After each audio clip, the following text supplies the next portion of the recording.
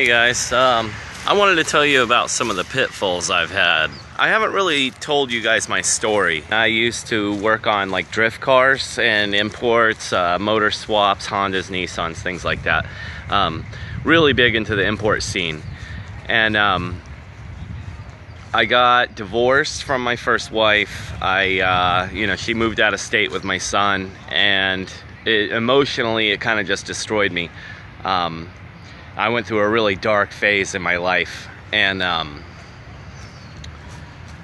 I started drinking a lot, and the drinking led to drugs, and I ended up getting, which is very common in Florida, hooked on OxyContin. Before I knew it, I was injecting OxyContin, stealing, doing anything I could to support my habit. I was a person that I never ever thought I would be. Like, I swore to God, ever since I started, screwing around with drugs, I would never do that. And I did that. And it sent me to prison.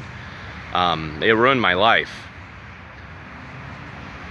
And then, as I was laying there in prison, and now mind you, I was so caught up in my addiction that up until the last month of the it's like 2.5 years I did, I swore that I would get out and do the same thing. I just couldn't wait to get out to get high again.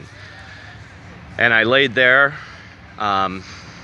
Okay, well, this is skipping ahead a little. I went to work release, and at work release, you're allowed to have a cell phone. You're not allowed to have social media. And I had Facebook on my phone, and I got sent back to the box, which, if you've never been to prison, which probably most of you haven't, the box is like a little cement room with a toilet in it, and you sit in there for however long they leave you. And I happened to be in there for 40 days. And this is in like June, July.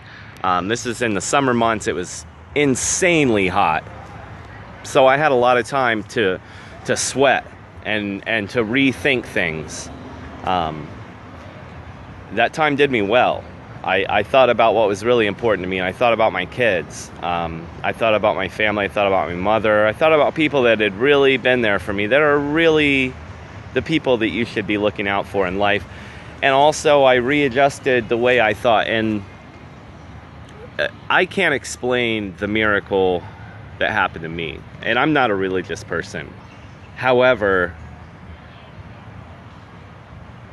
something changed with me, and it seems like a miracle or blessing. I do believe in faith, and I do believe in praying, and I prayed, and I thought, and I was freed of the obsession. So I got out of prison, and I started working. I started working really hard for a pizzeria, because I know how to cook pizza. I was working about 50, 60 hours a week. I was making $400 or $500 a week. Well, $500 or $600 a week, sometimes $700.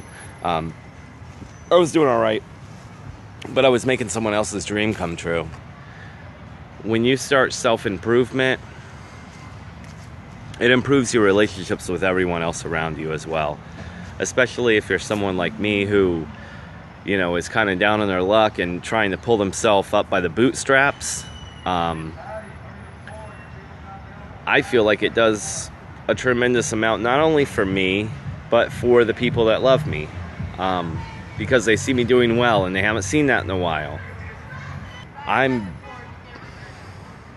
not like anything special whatsoever. It's about drive, you just got to go out there every day, and you just got to do it. And once you start doing it, and you start reaping the benefits, and you feel like, wow, this is happening. Man, I can't even tell you what that feels like. I want you to find out for yourself. I want you to go out there and do it. Try it for a week. Try it for 2. I dare you. Because I promise you, it'll go better than you thought, and you're going to realize, I've been wasting all this time. I could have been doing this. And get out there and do it. That's all I can tell you.